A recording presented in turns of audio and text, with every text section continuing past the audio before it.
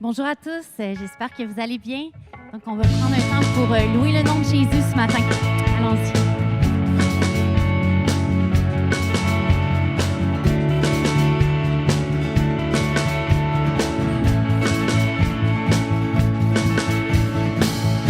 Miséricordieux, grâce incomparable, amour véritable, je t'exalte, tu es Yeshua, Dieu sauveur. Précieux Fils unique, beauté sans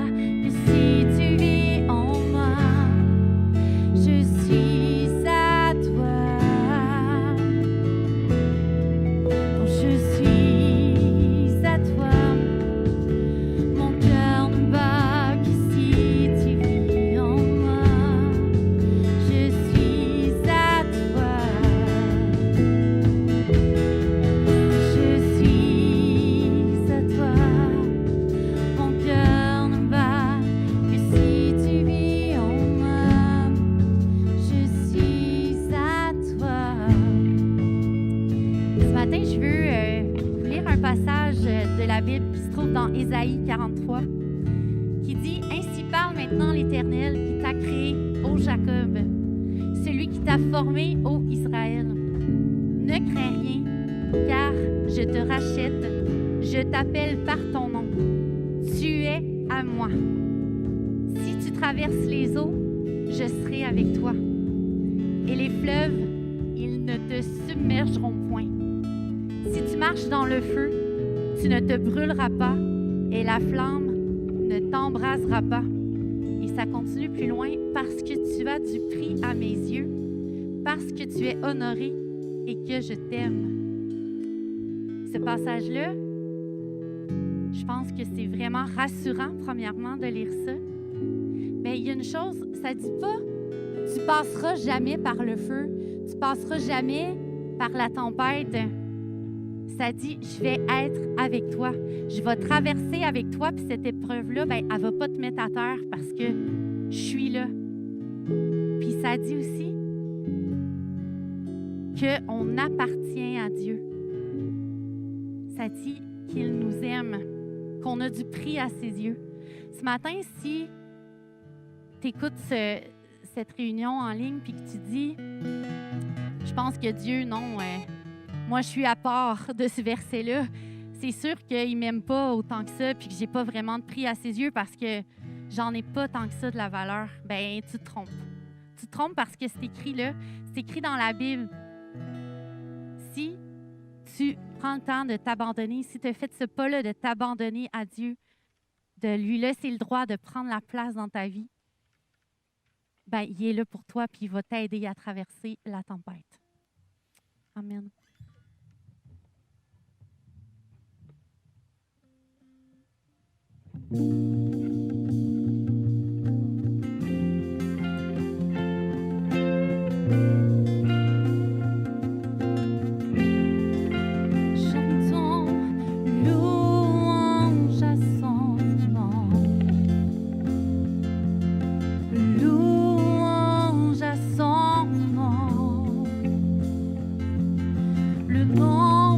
Au-dessus de tout autre nom.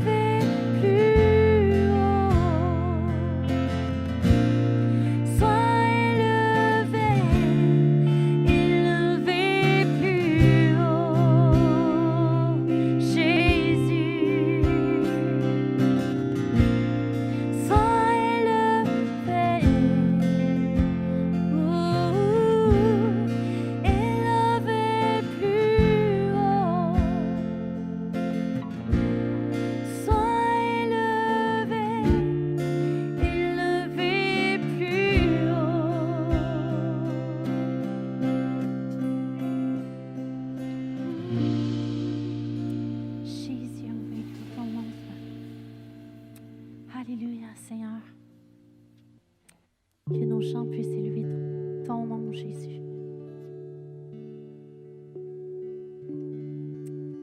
Alléluia.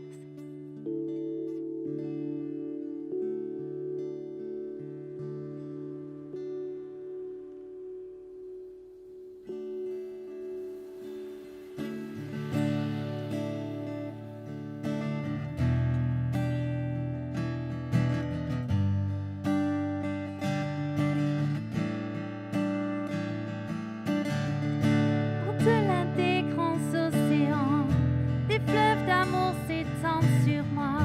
Alors je t'ouvrirai mon cœur et te laisserai me guérir.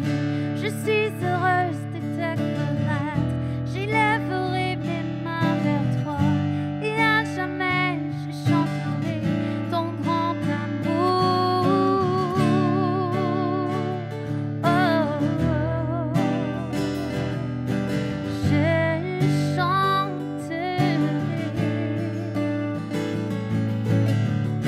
au-delà des grands océans, des fleuves d'amour s'étendent sur moi. Alors je t'ouvrirai mon cœur et te laisserai me guérir. Je suis heureuse de te connaître, j'élèverai mes mains vers toi et à jamais je chanterai ton grand amour. Je chanterai ton amour pour toujours. Je chanterai ton amour pour toujours. Je chanterai ton amour pour toujours. Je chanterai ton amour pour toujours. Oh, je chanterai au-delà des grands océans, des fleuves d'amour s'étendent sur moi. Alors je t'ouvrirai mon cœur et te laisserai me guérir. Je suis heureuse de te connaître, j'élèverai mes mains vers toi et à jamais je chanterai ton grand amour. Je chanterai ton amour pour toujours. Je chanterai ton amour pour toujours. Je chanterai ton amour pour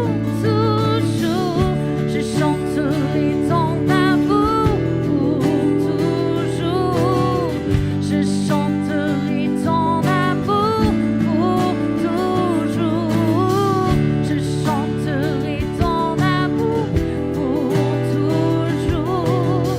Je chanterai ton amour pour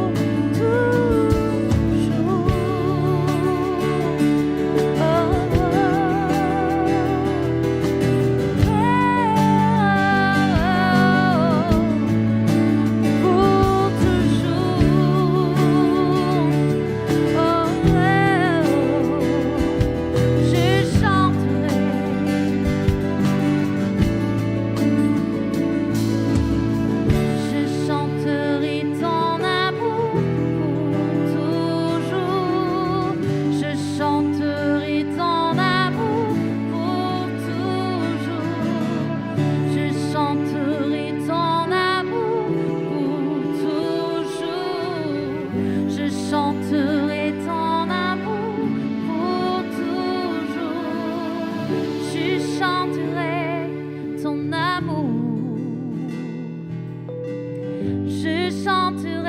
ton amour pour toujours. Je chanterai ton amour pour toujours. Je chanterai ton amour pour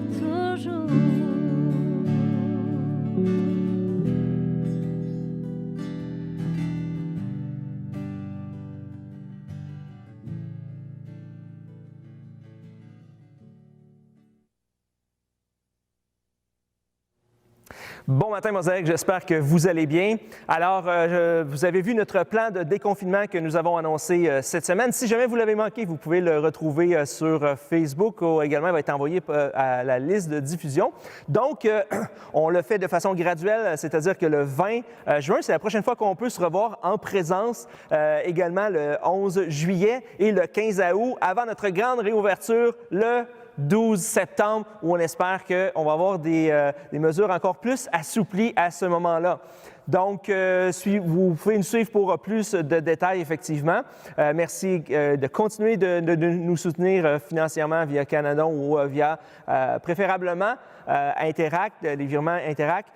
Et également, bien entendu, en vue de cette réouverture, on a besoin de vous, on a besoin de bénévoles, on a besoin de reprendre la vie d'église qu'on avait avant COVID. On ne pensait pas dire ça un jour, mais c'est là. Donc, écrivez à info@mosaic.org pour vous impliquer. On a besoin de vous. Ce matin, nous débutons une nouvelle série de 4 semaines que je vais partager avec Pasteur Emmanuel, qui s'intitule « Un air de liberté ». Et en fait, c'est une série sur la personne du Saint-Esprit. Un air de liberté.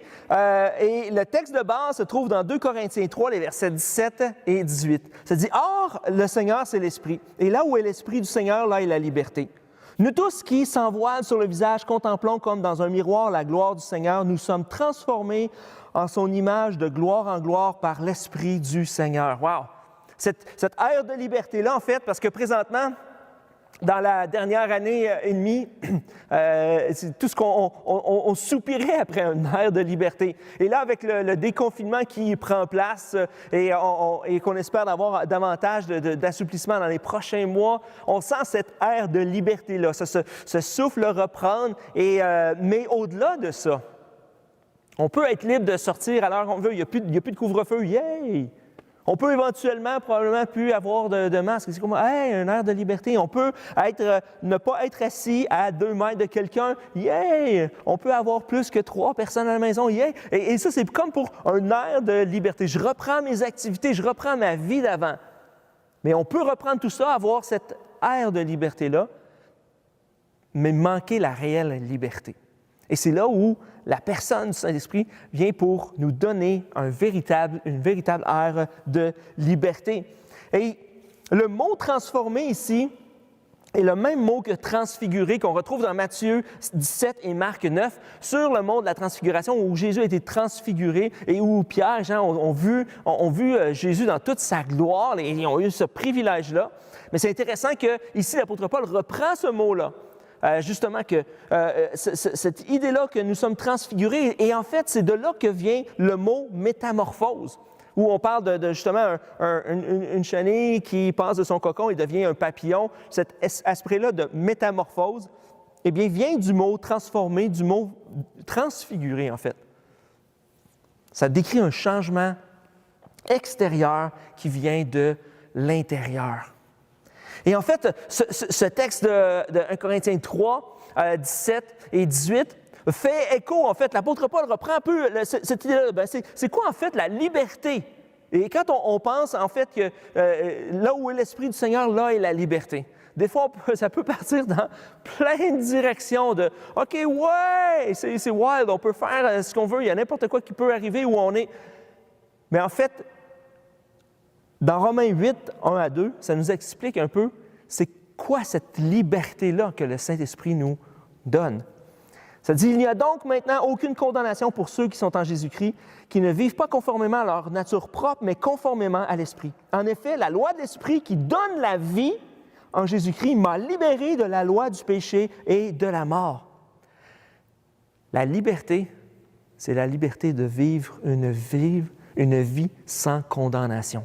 De vivre une vie sans condamnation du péché, sans condamnation du poids de tous mes efforts, sans la condamnation du poids de tous mes échecs.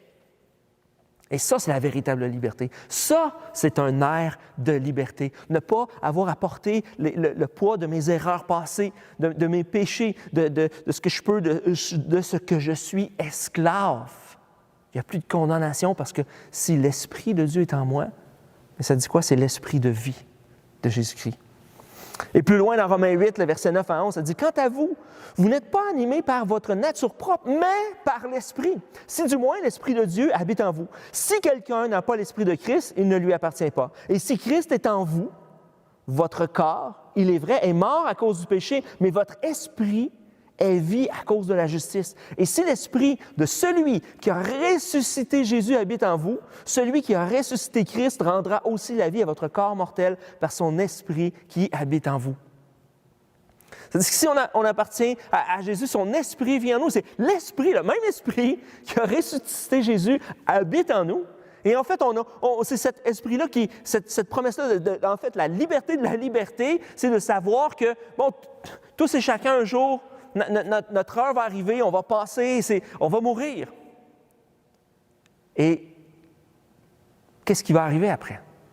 C'est-à-dire que si l'Esprit qui a ressuscité Christ habite en nous, il va faire la même chose. Il va nous donner la vie éternelle, il va nous ressusciter pour la vie éternelle. C'est ça, l'air de liberté, l'Esprit qui nous donne cette liberté-là. Là où est l'Esprit du Seigneur, là est la liberté de vivre pleinement, la liberté de vivre vraiment. Plus loin, versets 14 et 16 à 16 de Romains 8, ça dit, « En effet, tous ceux qui sont conduits par l'Esprit de Dieu sont fils de Dieu. Et vous n'avez pas reçu un esprit d'esclavage pour être encore dans la crainte, mais vous avez reçu un esprit d'adoption par lequel nous crions « Abba, Père ». L'Esprit lui-même rend témoignage à notre esprit que nous sommes enfants de Dieu. Si vous êtes conduits par l'Esprit de Dieu, vous n'avez pas reçu un esprit d'esclavage, justement, cette ère de liberté-là. C'est quoi? C'est que maintenant, je suis fils et fille de Dieu. C'est l'Esprit qui fait en sorte que j'ai accès à Dieu le Père, que je peux lui parler n'importe où, n'importe quand, n'importe quel moment, n'importe quelle situation que je peux vivre, que je sois dans la joie, la peine, la colère, peu importe. Là, dans le désespoir, l'Esprit me donne accès à Dieu. Et c'est ça qui est fantastique. Ça c'est là où est l'Esprit, là est la liberté de pouvoir parler à Dieu, librement, sans crainte, sans peur que Dieu va me tomber dessus sur ce que je vais lui partager ou ce que je vis. Je vais m'approcher de lui comme un père parce que l'Esprit de Dieu habite en moi. Et le mot « conduit par l'Esprit » ici signifie céder volontairement la conduite. Céder volontairement la conduite. Ça veut dire que si l'Esprit de Dieu habite en moi, je dis à l'Esprit de Dieu, bien, maintenant, je ne veux plus être conduit juste par ma chair, par mes impulsions, par mes intentions, mais je veux être libéré de cela. Et je veux laisser l'Esprit de Dieu faire son œuvre et je te laisse conduire ma vie à partir de maintenant. Parce que si j'ai cet esprit d'adoption et que je sais que maintenant Dieu est mon Père, je sais que là où il va me conduire, c'est dans un bon endroit. Dans 1 Corinthiens 6, les versets 19 à 20, ça dit « Ne le savez-vous pas, votre corps est le temple du Saint-Esprit qui est en vous et que vous avez reçu de Dieu. Vous ne vous appartenez pas à vous-même car vous avez été rachetés à un grand prix. Rendez donc gloire à Dieu dans votre corps et dans votre esprit qui appartiennent à Dieu. » Et cette idée-là, justement, ça peut sembler un peu contradictoire dans le sens que on parle ici de « là où est l'Esprit du Seigneur, là est la liberté. » Et en fait, cette liberté-là nous est donnée parce que l'Esprit de Dieu est en nous. Mais là, ça nous dit que si l'Esprit de Dieu habite en toi, tu es le corps, tu es le temple du Saint-Esprit, vous ne vous appartenez plus à vous-même. Et mon corps est là pour rendre gloire à Dieu. Mais en même temps, cette idée-là, c'est que si l'Esprit de Dieu est en moi, et que je suis le temple du Saint-Esprit, je réalise la valeur, qui est le privilège de... Et en même temps, ça nous dit que c'est pas un esprit d'esclavage, comme dans Romains qui nous est dit. Au contraire, c'est un esprit de liberté. Alors, ce n'est pas une contrainte d'être le temple, c'est plutôt un privilège d'être le temple. Et ici, il y a quelque chose quand même de vraiment intéressant parce que le mot « votre » en grec est pluriel, alors que le mot « corps » et « temple » sont singuliers. En fait, Paul ne fait pas simplement référence à notre corps individuel, mais à l'Église comme étant le corps de Christ. Et ici, c'est intéressant parce que souvent, on nous parle justement que, vous savez, ne le savez-vous pas, votre corps est le temple du Saint-Esprit qui est en vous et vous avez reçu de Dieu. Et souvent, on s'arrête à notre personne. « Oh, je suis le temple du Saint-Esprit. » Des fois, il y a des gens qui le prennent comme « Hey, c'est à moi, Dieu. L'Esprit de Dieu habite en moi. » Et c'est le cas. Mais l'apôtre Paul nous interpelle à le voir plus grand que ça, parce qu'en fait, lorsqu'on s'assemble, bientôt on va s'assembler, l'Église va s'assembler. Dans le fond, tous les petits temples vont être ensemble, et en fait, ensemble, nous sommes le corps. Le Corinthien, l'apôtre Paul va le dire dans le Corinthien, on est le corps, chacun a un membre, et un des membres du corps de Christ, et Jésus est la tête de ce corps. Nous sommes le corps. Il dit, vous êtes le corps, et le temple du Saint-Esprit. Et d'où l'importance de s'assembler, d'être l'Église. On ne peut pas être l'Église juste seule chez nous. Maintenant qu'on peut redevenir l'Église ensemble, en présence, mais ça dit que glorifiez Dieu dans votre corps. Alors, glorifie Dieu dans ton corps, mais glorifiez Dieu dans le corps. L'importance que, justement, là où est l'Esprit du Seigneur, là est la liberté pour ma vie, mais pour le corps dans son ensemble. Si l'Esprit de Dieu habite en moi, je devrais vivre cette liberté-là que le Saint-Esprit me donne. Mais je devrais être un agent de liberté pour les autres. Si vous ne savez pas quoi faire pour votre vie, bien, soyez un agent de liberté. Un agent de liberté pour les autres. Libérez les autres de leur fardeau, de leur condamnation, de leur peur, de leurs mauvaises habitudes, de leurs vieilles habitudes, de leur passé. Soyons le corps ensemble, rempli du Saint-Esprit, et là pour être un agent de libération pour les gens qui ont besoin d'être libérés, qui ont besoin de liberté. Et honnêtement, à travers cette dernière année-là, il y a tellement de gens qui se sont sentis brimés dans leurs droits, sentis brimés dans leur... et limités dans tout ce qu'ils pouvaient faire. Et des fois, même, certains se sont vus leur vie, leur propre vie, et voir dans laquelle position ils étaient. Et peut-être que plusieurs ont réfléchi sur leurs actions passées, sur leur vie présente, et de voir des fois peut-être des échecs, de voir des endroits dans leur vie où il y avait des liens d'esclavage, des mauvaises habitudes, des dépendances, de quelque sorte que ce soit. Et peut-être qu'il n'y en avait pas, et peut-être que la pandémie a créé des dépendances chez vous. Mais maintenant, c'est le temps d'avoir un air de liberté. De réclamer le Saint-Esprit dans votre vie pour vous libérer de cette condamnation-là, pour vous libérer de ce lien-là, pour vous libérer de cet esclavage, pour vous libérer de cette peur, pour vous libérer de cette honte. Parce que là où est l'Esprit du Seigneur, là est cette liberté-là. Pas la liberté de n'importe quoi, la liberté d'être libéré de cette condamnation-là, de savoir que je suis un enfant de Dieu, que j'ai accès au Père 24/7, que j'ai le privilège d'être le corps du Saint-Esprit parce que le Saint-Esprit habite en moi. Parce que l'Esprit fait en sorte que c'est mon certificat d'adoption. Le Saint-Esprit, c'est mon certificat d'adoption auprès du Père. Et c'est un privilège. De réaliser que ce privilège-là n'est pas un privilège individuel, mais collectif, commun, où je peux être un agent de liberté pour les autres.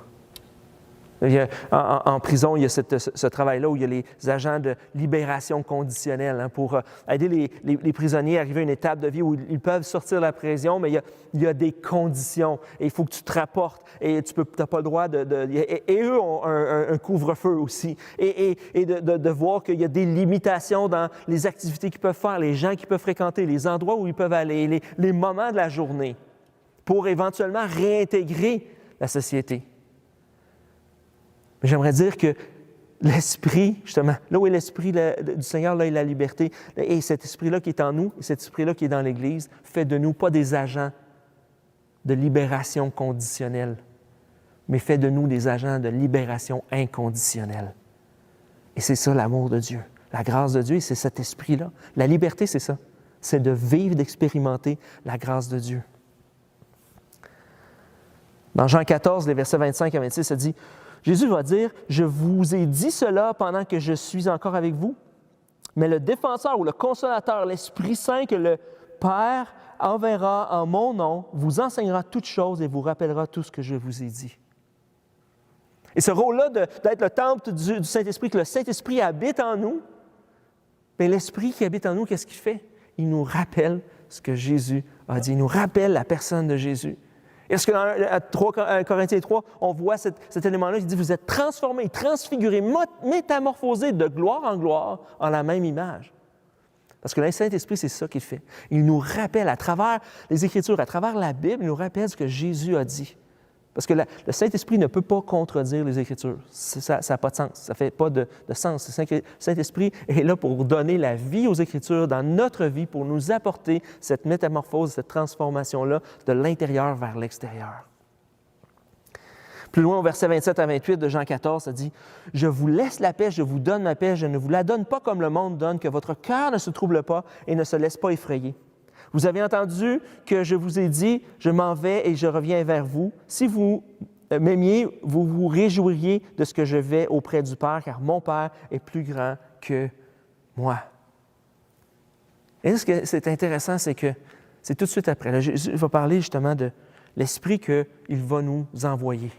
Il va faire en sorte que, en fait, Jésus ne sera pas limité par l'espace, par son corps charnel, mais qu'il va pouvoir se multiplier sur la terre autant de fois que c'est possible dans chaque être humain qui va lui donner la place d'être le corps et le temple.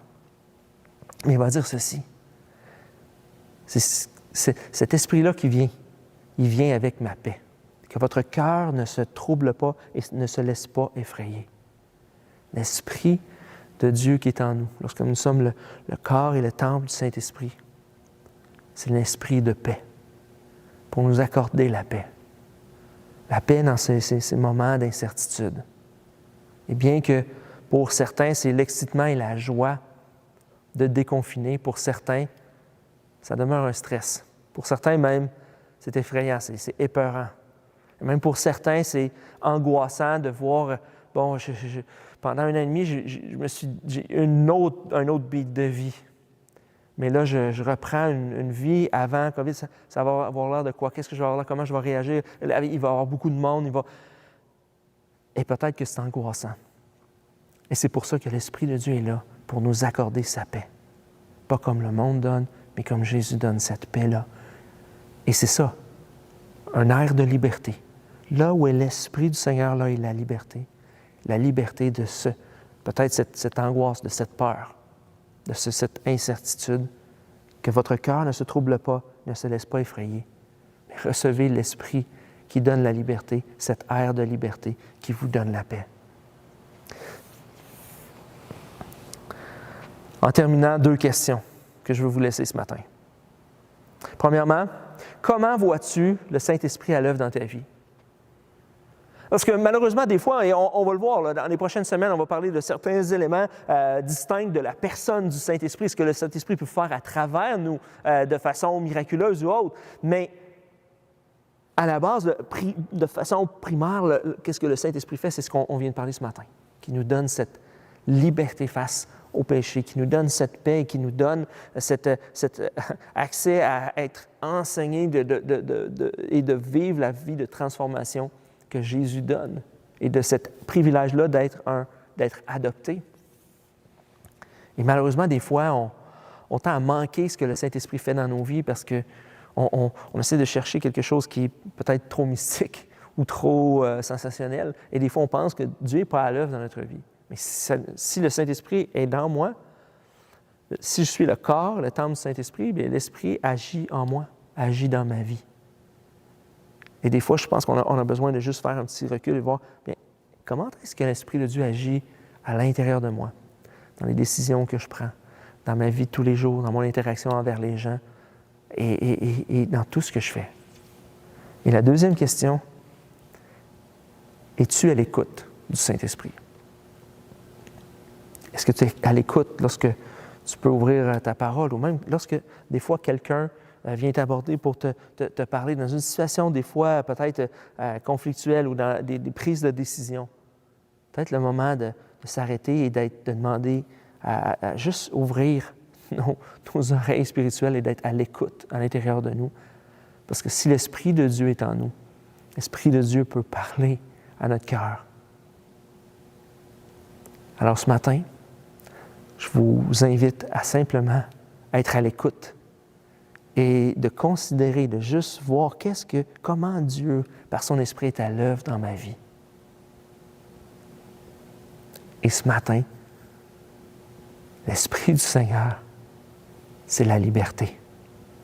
Et si vous avez l'Esprit de Dieu, vous avez cette liberté. Vous êtes libérés du péché, de la condamnation. Vous êtes libérés de la peur, de l'angoisse, de la honte. Prenez-le ce matin. On va prier ensemble. Seigneur, on vient devant toi. Premièrement, merci pour ce privilège qui, en fait, ne nous coûte rien. On a simplement besoin de le recevoir, de l'accepter. Peut-être que ce matin, il y a des gens qui se trouvent dans leur salon ou sont peut-être dans leur voiture ou peu importe, à l'extérieur et écoutent ce message et ils ne te connaissent pas ou ils n'ont pas encore pris la décision. Seigneur, je prie de toucher leur cœur et de simplement que leur cœur soit disposé, ouvert, qu'ils puissent juste te reconnaître comme étant celui qui est mort sur la croix pour enlever nos péchés par ton sang, Seigneur, et nous donner la vie éternelle. On a simplement besoin de laisser notre vie à tes pieds, juste te dire, Seigneur, viens, nous t'invitons. Et de laisser l'Esprit de Dieu venir faire le ménage dans notre vie. Et peut-être que ça fait 25 ans qu'on est croyant. On a peut-être besoin de s'arrêter, de réaliser que je suis le corps et le temple du Saint-Esprit. J'ai été adopté à un grand prix. Et j'ai ce privilège de pouvoir avoir accès à Dieu 24/7 et d'avoir accès à cette aire de liberté que le Saint-Esprit me donne, d'être libre. Seigneur, que tu nous libères, chacun d'entre nous, de ce que nous avons besoin d'être libérés, dans le nom de Jésus. Amen. Merci d'avoir été avec nous ce matin.